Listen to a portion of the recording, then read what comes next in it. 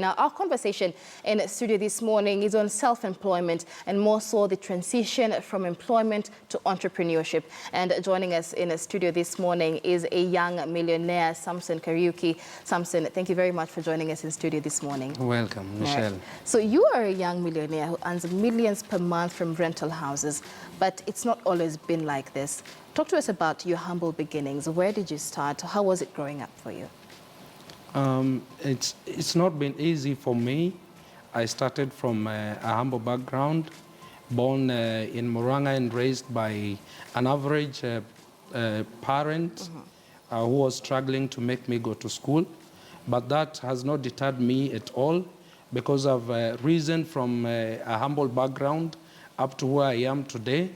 I used to struggle to get school fees for my education in primary. In high school, I remember in high school I never did my mocks. I did only 3 papers, but that has not deterred me from going on, and I made it to the university. And the high school where I was the first person to make it to the university. Really? In that high school.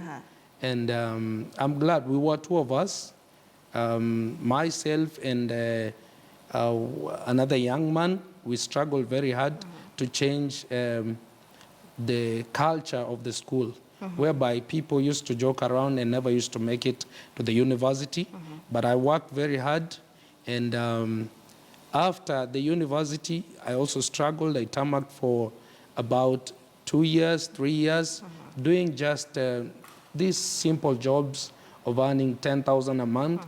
And I was lucky after that I managed to get a job with Kenya Airways and work for 9.5 years. 9.5 years at Kenya Airways. So that was quite a stable job. Sure. Right, but I understand after those 9 years, there was a financial crisis and KQ had a massive cut down of its staff, and you were one of those who were laid off.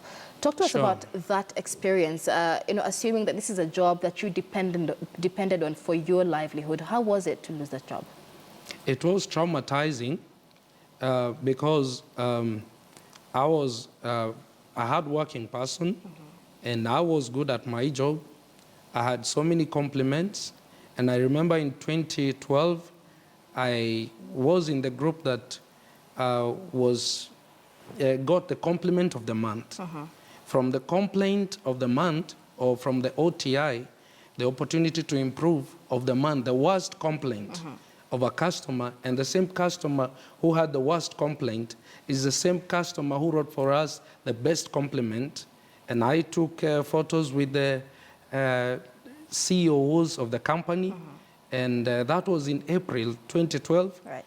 Only to find myself in a list in September 4th that I was among those who are going home, and it was not easy for me, because I was used to earning a lot of money and making good money, traveling all over the world and taking care of my family.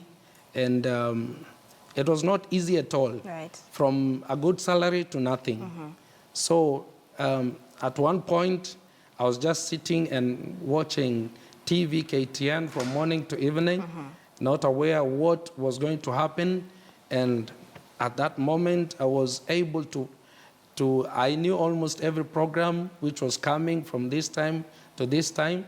It was not easy, but I had a computer that I used to use in my music studio, Motor Records. We were based in Comoros Sector 2.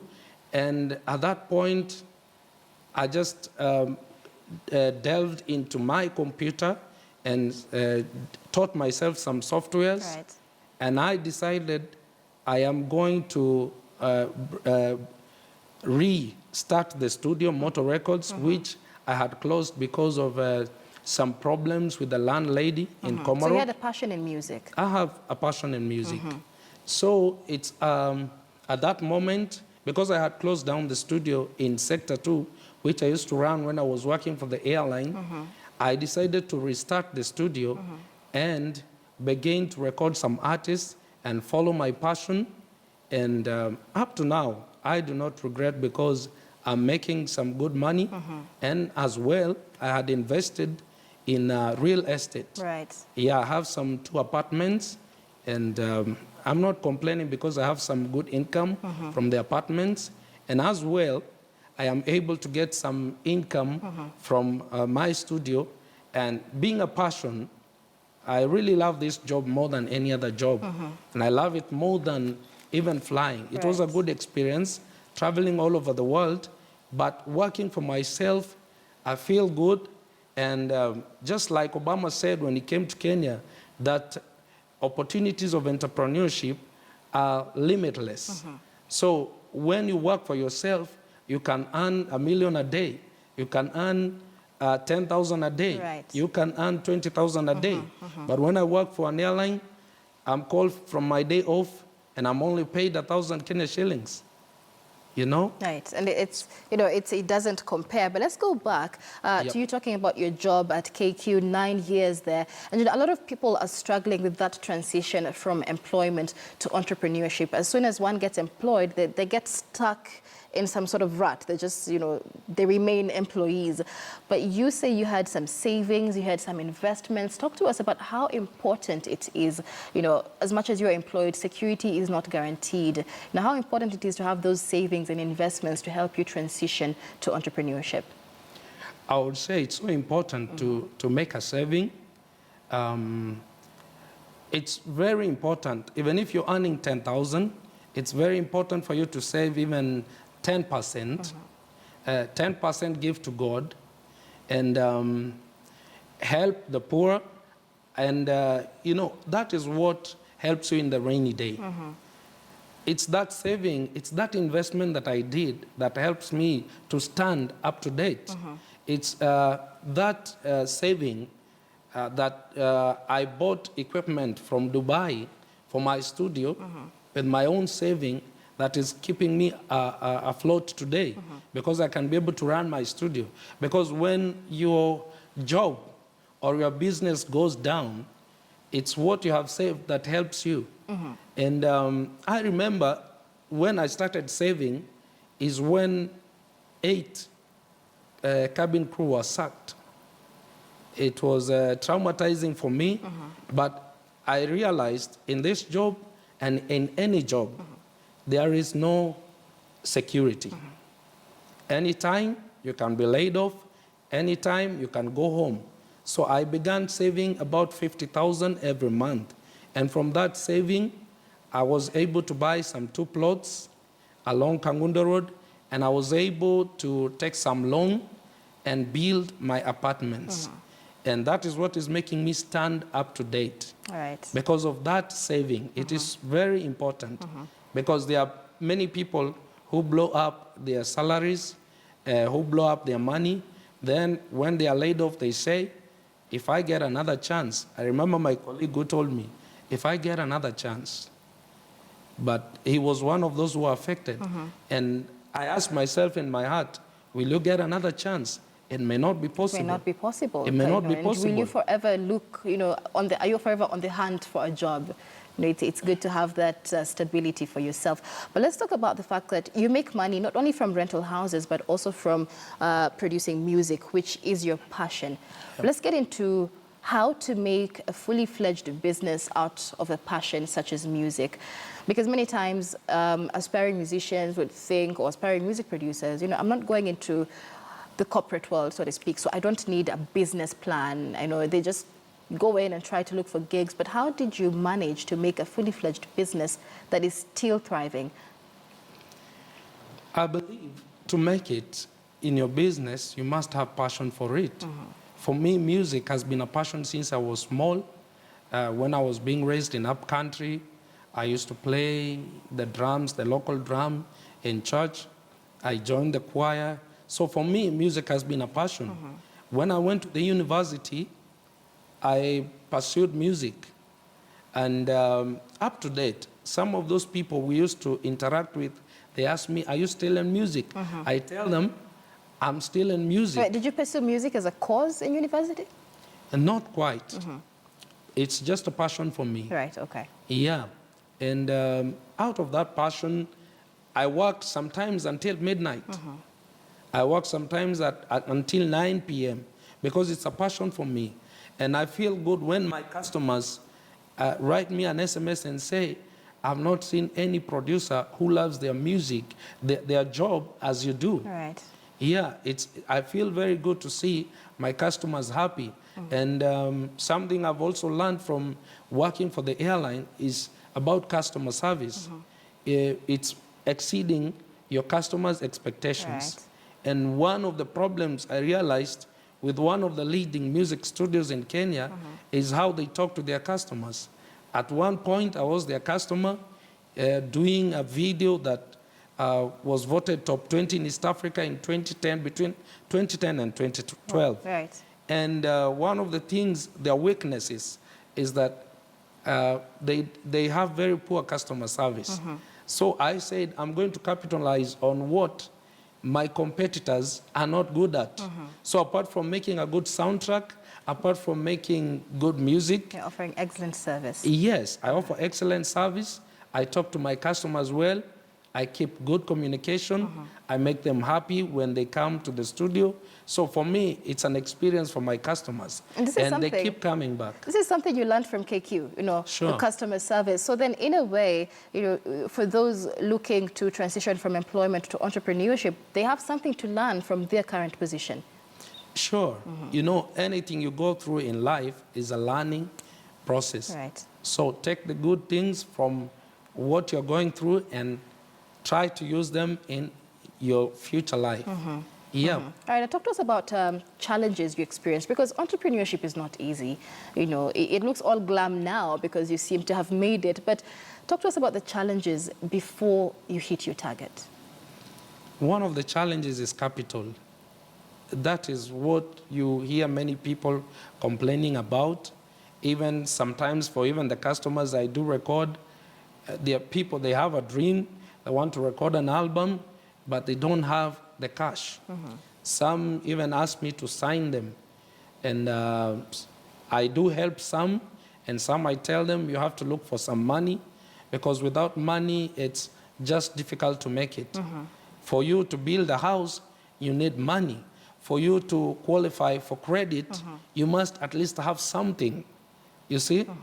Like the other day, I was impressed when I walked into a bank, and they told me, because you have some income from your rental houses, we can give you 10 million. And I said, wow, I didn't know I could be given some loan against the rent I collect from my tenants. But I was impressed and I was happy. But I also said, for you to get something, you must have something. Right. That's the unfortunate bit about life. So how did you make your capital? Of course, you had a few investments already. Yeah. For me, I started small, and I told you I started by saving 50,000 a month. And as well, for me, I do anything that brings in money. Anything that can bring in money. If I can connect you to somebody who will sell you a plot, and I make about 100,000 to 200,000, right, that is what I do. And anything that can rake in money, for me, I always used to treasure it, and that is how I made my money. By first saving from my salary, and as well, if I hear you need a plot, and I know somebody who has a plot, you're going to connect them. then I'm going to talk to the person who owns the plot, and maybe the person who owns the plot sells it at 400,000 Kenya shillings, and you want to buy it at 800,000 Kenya shillings, and I will make 400,000 from the sale. Right. Yep. All right, that's very interesting. And I'd like us to take a look at some of the videos you've produced in just a bit and get into music entrepreneurship.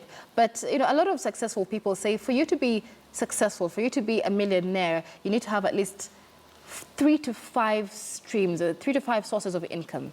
Right, and you're telling us now, you would do anything for money. Anything, you hear, you get into it. Anything legal. Anything. Yeah. It's good that you said that, anything legal. So talk to, not just the young people. A lot of people are struggling to get into entrepreneurship. Just advise them on the kind of multiple streams of income and how to go about that. I would advise people not to choose, because you have to check where you are. What can you do in the position you are in? what can you do? Like when I was laid off, I looked around and saw a computer. And I saw my microphone, which I imported from Dubai. And I said, I'm going to use this. I have some contacts. I'm going to call some musicians and talk to them and tell them Moto Records is under new management. Right. I am the one doing it here. And, you know, I began, I started my studio in the sitting room. Because I said, if I move out of my house, if I get to the parking, I will need some money, some capital to rebuild the studio. So I ruled that one out. I said, if I try to build something on top of my house over the shutter, it will also cost me. So let me begin here. And I was very happy because, you know, with good customer service and with a good product, because it's not only customer service, it's also having an excellent product, giving customers what they need. I made it. But if I said maybe I need 1 million to begin and I don't have it, I would have got stuck. So you as well, you have to be realistic. What do you have? If you are a musician and you want to do an album or you want to do a song, what do you have? What can you do? If you tell me you have no money, I tell you there are so many jobs around. Why don't you look for a job to be able to get some money so that you can be able to record your music? So there is something you can do. And don't choose jobs. There are people who choose jobs because it's 5,000 or 10,000. That can be your stepping stone. Right. You can begin there. You can do a good job. You can be a house girl and be a very good house girl. And maybe by being good, you never know, because your boss can forward your name to a company and you get a good job. Or can as well, there are good bosses who decide to sponsor you for university. Right. Yeah. That's amazing. Okay. And I hope people are listening to that advice. But being a music producer, people are also asking, what kind of music has this guy produced? Because most time producers are behind the scenes and guys don't quite know. So even as we, you know, arrange to have these songs play, what are some of the biggest songs, the most notable songs that you've produced? I have to say, I've been an artist, I've been a musician, and that's why I understand my customers. That's why I understand the artists that I do produce. I did produce for myself first. Right. I did a song called Manga Manga, a love song that I wrote for my sweetheart, now my wife. And I'm glad that it made it in the East African charts. It was voted top 20 in East Africa in 2012. Between 2010 and 2012, it did very well. And I also did a video called Rushaju. And as well, after that, some of the videos I've done, I've produced some talented upcoming artists like Slim Dacha. I hope we are going to have some time to watch his video called Souvenir. I've also produced a video for G Blacks called Faster Faster, and he requested me to be in the song. I was collaborated in the song because of Manga Manga and the name that I made for myself in 2012. And the name I made for myself, I'm still making money from that name up to date, because there are people who follow Sam G because of Sam G. Some people don't know where the name Sam G began. Sam G began in 2010 with the song Manga Manga. All right, Samson. Let's take a short break now. We are speaking to Samson Kariuki, a young millionaire who managed to make a business out of his passion for music. Let's take a short break. When we come back, we speak matters of entrepreneurship in the music industry.